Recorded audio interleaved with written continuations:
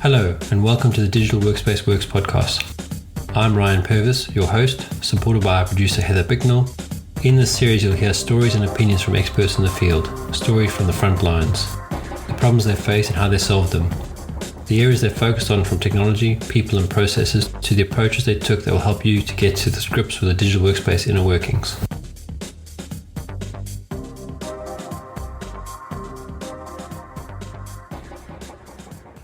So did you want to talk about one of those digital nomad locations in South Africa today? Or did you have another idea? No, let's go through it. I mean, we've also been trading links as well, backwards and forwards this week. So there's a couple things there maybe as well. I haven't had actually, no, let's start with the one that you sent, which was the overwork killed more than 745,000 people in a year, WHO study finds. And I think that kind of ties in with the Nomad thing. And I actually had a chat with someone this week, and they did something which I thought was the same as we all thought, but they actually stuck to it. So when the lockdowns all started, we all thought that we had extra time because now you're not commuting. But actually what happens is you have less time because you don't have those buffers that commuting gives you to do other things that you've gotten used to, like listen to a podcast or audiobook or watching your just favorite series or whatever it is. Because now because you're at home, everything gets jammed into that free time as well. Anyway, he used the time to write his book. But when you sent me this article, I was just thinking about how overwork is something it's not necessarily a disease. I don't want to call it that, but it's very easy to overwork when you're always at home because the work is always there. You never create a boundary.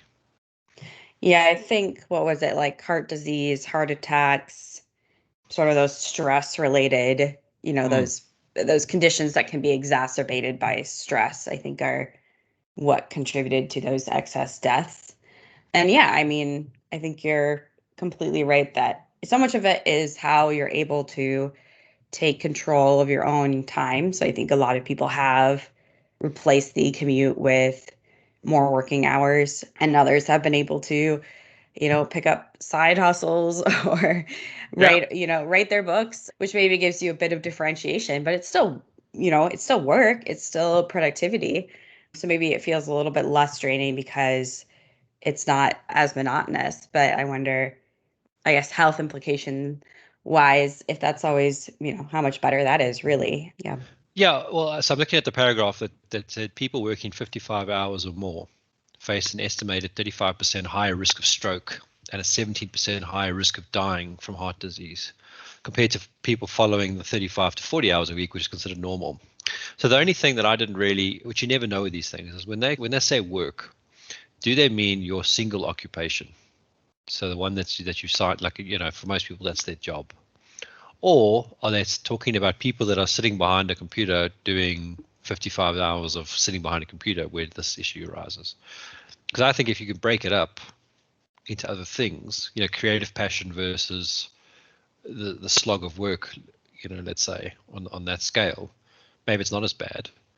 But I think the key thing to it is you've got to have activities that take you away from your work, like going for a walk, going for exercise, not always looking at a screen, those sorts of things. Yeah, it's not very good for, blood flow if you're sitting at your desk in an office chair for 12 hours or whatnot. Yeah, and that kind of leads me into, the sort of my week of working in Cape Town, well, as a place to go. So we were at a wine farm, as I mentioned last time, at Spear, which I recommend again. But what was really nice about it is the scenery around you. You're surrounded by mountains, and because you're in a wine farm, it is a little bit built up around you. It's not completely just fields and vineyards, but everywhere you look is green. It's nature. Even the hotel, as much as it's built, is not built to obscure any nature. So you can look around your 360 and you can see the buildings, and not the buildings, the mountains, and the buildings are sort of 1 or 2 stories, so they're not imposing on you. And if you're in that kind of environment, yes, you've got work to do, but it takes a lot off when you're sitting down. The weather's good. You're sitting in the restaurant there. You look outside and you see this beautiful scenery. Then you look back at your screen, you do a bit of work, then you look back at the beautiful scenery, and then you look back at your screen. That takes the whole edge off the work you're doing. We joke about Cape Town being the mother city. That's not for any other reason. It takes 9 months to do anything. So it's a bit of a South African joke, I guess. but what, for me working in that, because we're a time zone kind of works for us here in South Africa with the UK, it's only a 1 hour, 2 hour difference. The mornings can be very productive in the sense that you can go do a lot of stuff that's not work related, because by 11:30, which is sort of 9:30 UK time, when everyone else is coming online, you've gone for a hike, you've gone for a run, you've gone for gym, gone maybe on a wine tour. Not that you should be doing that in the morning for breakfast, but you could do that. And then that obviously feeds into the evening as well. So, you end up working a bit longer. But we were staying in a hotel for a week. It was quite easy to have the kids bathed and whatever during a break, finish up some calls, go out for dinner. Now you're in a beautiful scenery for dinner, and you're enjoying that. You can almost put the work away because now you're in this natural environment that takes you away from work. Plus, everyone's in a good mood because it's a nice summer's night. It's nice and warm. Everyone's comfortable, that sort of thing. The other things that we do, you can tour. So we toured down we rented a car for the whole time we were there. So, we sort of drove an hour each direction and did stuff that you do in Cape Town, or at least in the Western Province, which is the potential boundary lines. We went down to the southern tip of Africa, which is a beautiful game reserve. But not a lot of game like Big Five, which is sort of the Big Five man killers, lions and hippos and buffalo and all that, elephant. But it's more like buck, birds, that sort of thing. But when you drive down into this nature reserve, it's absolutely stunning. I mean, I've seen photos of it, and funny enough, it came up in a book that I was reading, that this guy, and it was American, I think, who'd gone down to the same point. And I said to my wife, because it was just before our trip, I said, I really want to go down there. And then while I was listening to this book that I was listening to this last week, the Arctic documentary of Mark Manson, he said the same thing. He sat on the cliff. Now you go down. Now as you drive in through the nature park, you're driving through a lot of very beautiful grasslands and Cape Bush. But on one side you see one ocean, which is the Atlantic. On the other side you see, I think it's the Indian Ocean, and they're two different colors. So they're different colors of green and blue. And then what happens is as you get to the sort of facility where it's like a restaurant and then a cable car system that takes you up to the top of the point, you can actually see the two oceans join together. So you see these two different blues hit each other. And it's not like waves crashing together, but you can actually just see them blending. Now there are waves that are hitting the rocks and stuff, but it's absolutely stunning. And it just changes your perception of the world, because you're on the most, not the most southern tip, because Cape Agulhas is the most southern, but there's no other land barring Antarctica, which you can actually see on a clear day, I've heard, from Cape Town. Not that I believe that, but it's probably possible with a telescope or something. But yeah, it changes your whole perception. And then the sort of drive back, there's a big penguin hatch on one side, and then they've got another one along the way. And these are like famous beaches you can go to. And it's very calming to have these little points that you can just stop and if you're working, like I had calls to make and stuff like that. I mean, we stopped at the one restaurant I sat there and did the call quickly, and the family had lunch on that. So it's a bit stressful trying to find a place to do the call and be connected, all that kind of stuff. But the value of the kids having an opportunity to see penguins and play at the beach and all that kind of stuff, far outweighs any stress that I was having about the call. Yeah, so it's definitely worth a visit. Sounds like a very nice place. So I guess, did you, in terms of your working time there, having that sort of, beautiful scenery in the background and the calm environment, did that affect the quality of your work, or did you sort of notice any differences in how you did your work versus if you'd spend back at your home office? So I find when you do the travel, you become a lot more focused on your productivity. So because you've got less time to do stuff. So like, as I say, you're going to do some stuff in the morning, then you got to do calls and stuff, then you're going to do stuff in the evening. You become a lot more ruthless around what do I focus on? Because I've got a team that I'm worried about what they're doing. I usually prioritize the work that I need to do to keep them going first, and then do the stuff that I need to do. That's usually independent stuff. So for example, would be we've been rolling out a new user interface. So checking all the user interface stuff that the team's waiting for decisions on, that gets done first. And if I need to write a document or do a board presentation or whatever it is, I do that, when they're not available or online. But as I say, you become a lot more ruthless. And actually, I was listening to something the other day where a guy implemented something in his office where you worked from 8:30 to 5:30. If you stayed overtime, they took it away from your bonus pool. So you actually earned less bonus. And he thought that by doing that, he would improve the family relationships of his workers, which he did. But also because there was a constrained amount of time available to work, people worked a lot more quicker. The delivery was improved. Because if you've got the whole day, you take the whole day. If you've only got 2 hours to write something, you'll focus on it for 2 hours at a higher intensity, knowing that you can have a nice break afterwards, a nice lunch somewhere or whatever it is. So yeah, to answer your question, I definitely noticed that there's improvements in doing it. Where it can cause problems, obviously, is that you're sitting on the coast looking out at a harbour, and everyone else is stuck in their houses and they can't go anywhere, which has happened now. We got everyone in India that's locked down because they obviously having the issues they're having there. You feel bad about saying, well, actually, I've just gone for a run on the beach, or I've gone and walked around my complex for 20 minutes. I try not to make a big deal of it. But when we were pre-COVID, and I was doing like in Croatia, I was saying, guys, I'm sitting in a harbor in Croatia watching the boats right now. I can turn my camera on, you can see it, so everyone sees where I am, and then I go back to work. But at least breaks the ice a bit, and people, know what's going on in your head and where you are. Yeah, I don't mind, depending on the circumstance, living vicariously through someone else's nice scenery, especially if they turn the thing around and show you. I wonder too if, you mentioned sort of sitting there and every few, minutes or whatever looking off, how you're supposed to only look at your screen for so long for eye strain. You're supposed to kind of like force yourself to look at a point, but I'm staring at a white wall. So there's not a lot of motivation in front of me to like naturally kind of pick my head up and look off. And I wonder if that has any sort of, subtle effect too when you're working from, even if I took my laptop outside, I don't know how my Wi-Fi situation would be, but I've seen a few people do that just for calls and stuff, or like I feel like some people are doing sort of walking meetings. I think, you can do little bits and pieces of that even from home.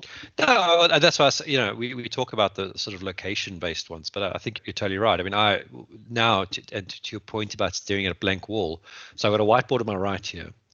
I'm looking into the corner of the room because I've set up my study that way. So if I look up away from the screen, I'm looking into the corner of the room. There's nothing to look at there.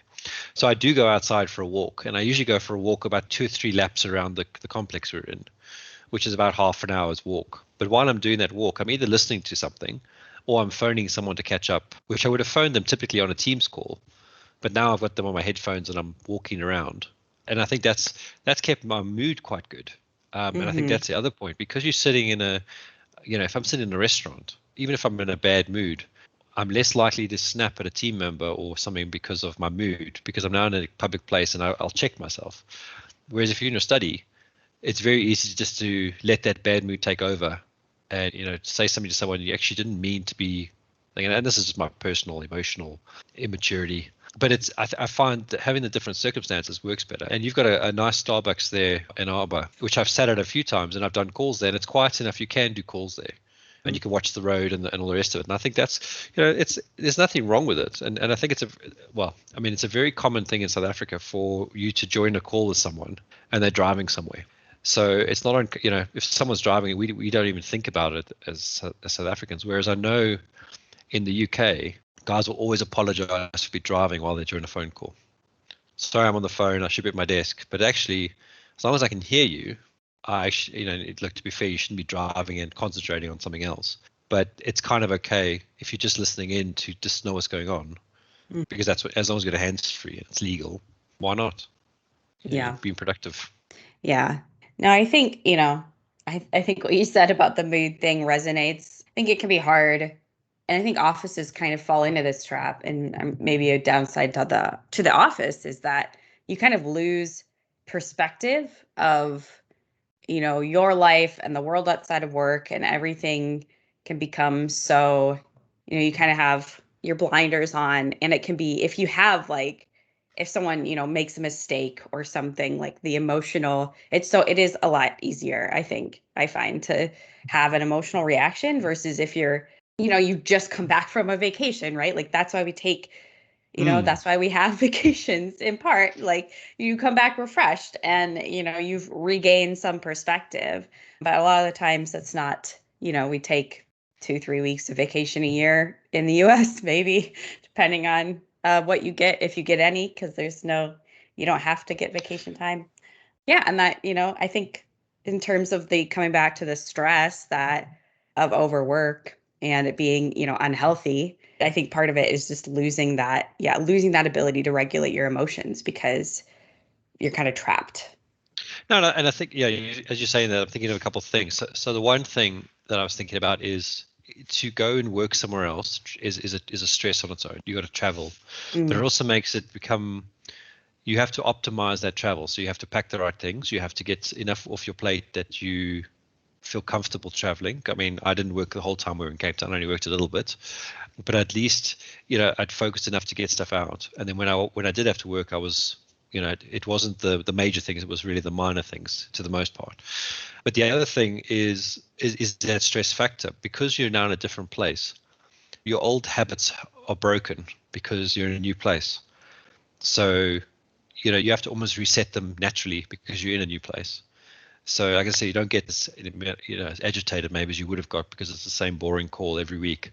But now you're sitting in a beautiful place. You're like, yeah, I'm sitting in this beautiful place. Now let's have the call. So you're in a better mood. It makes everyone else in a better mood.